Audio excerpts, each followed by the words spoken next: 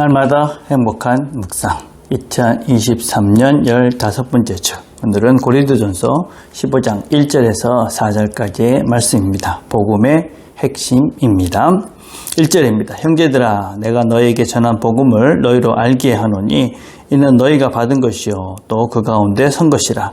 너희가 만일 나의 전한 그 말을 굳게 지키고 헛되이 믿지 아니하였으면 이로 말미암아 구원을 얻으리라. 내가 받은 것을 먼저 너희에게 전하였노니 이는 성경대로 그리스도께서 우리 죄를 위하여 죽으시고 장사 지낸 바 되었다가 성경대로 사흘 만에 다시 살아나사. 자, 묵상 질문 1번입니다. 바울이 지금 믿음과 동의어로 사용하고 있는 말은 무엇입니까? 고린도전서 15장을 우리는 부활장이다, 그렇게 이야기합니다. 왜냐하면 고린도 교회 중에는 이 부활, 육체적 부활을 믿지 않는 사람들이 있었던 것 같습니다. 그래서 그것에 대해서 바울이 길게 이 부활이 어떤 것이다 하는 것을 구체적으로 설명을 해가고 있습니다. 육체적 부활을 부정하는 몇 가지 견해들이 있습니다. 지금도 여전히 그런 견해들이 있다고 볼 수 있는데, 첫째는 유물론자들은 육체적인 부활을 부인합니다. 그러니까 모든 것들은 물질로 되어 있다, 이렇게 생각하기 때문에 죽고 나면 끝나는 것이지 영이 어디 있느냐, 영원한 것들은 없다, 그렇게 생각하는 유물론자들은 육체적 부활을 부인합니다. 두 번째, 이혼론자들입니다. 영과 육이라는 것을 구분해 가지고 영은 아주 고상하고 또 위대한 것이고 선한 것이고, 육은 악하고 또 그것은 하찮은 것이고 그리고 부패하는 것이기 때문에 우리가 육체적으로 다시 부활할 필요가 없다, 그냥 영적인 존재로 살면 된다, 이런 이혼론적인 생각을 하는 사람들도 육체적 부활을 부인합니다. 어떤 사람들은 또 영적인 그런 사건이다, 아니면 신앙 고백이다, 그래서 그건 실제 일어난 것이 아니라 제자들이 영적으로 일어났다는 것들을 그냥 고백하는 그런 사건이지 그게 실제적으로 육체적인 부활이 일어나지는 않았다라고 생각하는 것입니다.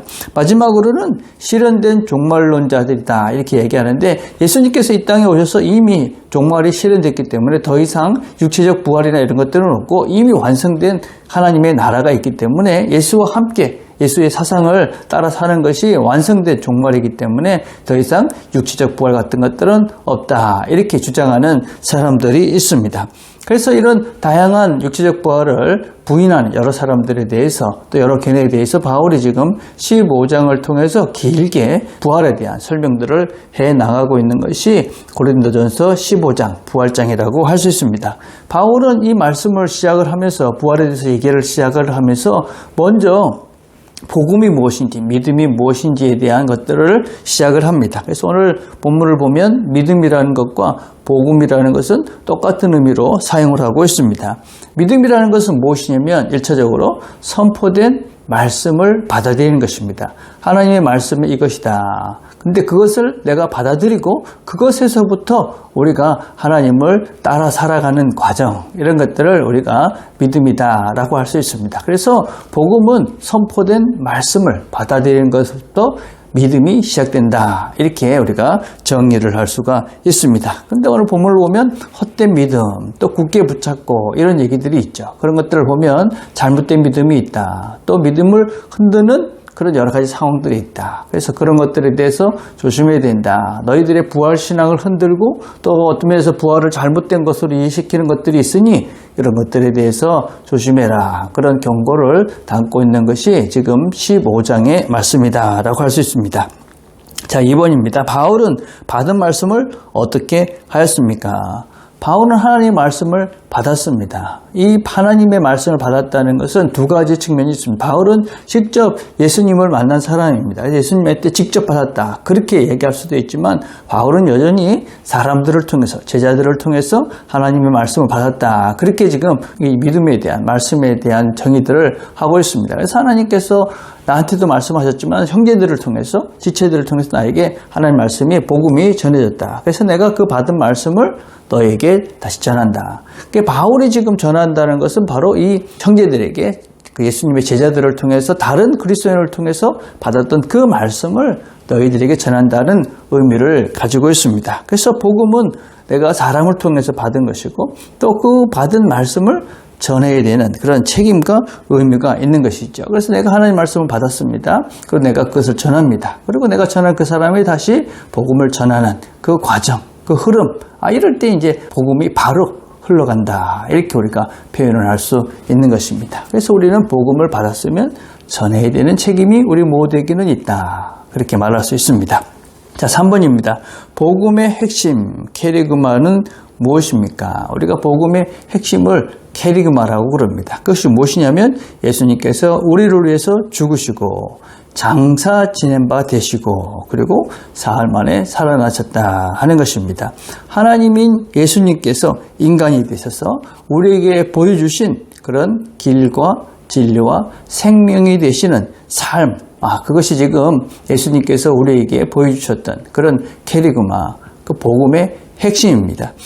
우리는 예수님께서 우리를 위해서 죽으셨다 하는 것을 믿습니다. 그래서 그 죄 때문에 그가 완전히 죽으셨다, 장사되었다. 그러나 그 모든 죄, 그런 죽음을 이기고 그분이 부활하셨다, 승리하셨다. 이거를 이렇게 믿는 것이 우리가 믿는 바 복음의 핵심이다라고 할 수 있습니다. 그래서 우리는 무엇을 믿는 것이냐면 바로 이 예수를 믿는다는 것은 바로 예수의 길, 예수의 삶.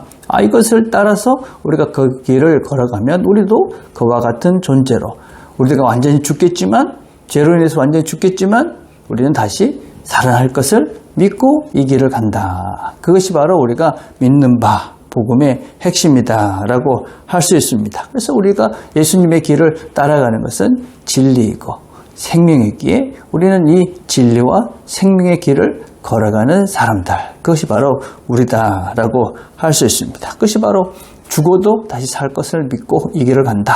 그게 이제 부활 신앙이다라고 할 수 있죠. 오늘도 우리가 이 하루를 하나님께서 허락해 주셨습니다. 우리가 이 길을 걸어가면서 죄에 대해서 죽을 때, 그때 거기서 하나님께서 일하셔서 새로운 생명, 새로운 부활의 역사들을 보게 될 것이고 그곳에서 하나님의 일하심을 통해 기쁨을 누리는 하루가 될 것입니다. 오늘도 하나님과 함께 하시면서 이 하나님이 주시는 그런 부활의 기쁨을 누려가시는 저와 여러분이 되시기를 간절히 바라겠습니다. 우리가 함께 드릴 기도는 복음을 잘 이해하고 믿도록 그렇게 기도했으면 좋겠습니다. 기도하겠습니다. 하나님 아버지 감사합니다. 오늘도 함께 말씀을 들었습니다. 우리가 복음의 핵심을 잘 이해하고 주께서 가신 길들을 잘 따라가므로 우리 일상의 삶 속에서도 이 부활의 기쁨을 누리며 살아가는 소망을 더 크게 하며 살아가는 우리 모두가 되도록 은혜를 베풀어 주시옵소서. 예수님의 이름으로 기도드립니다. 아멘.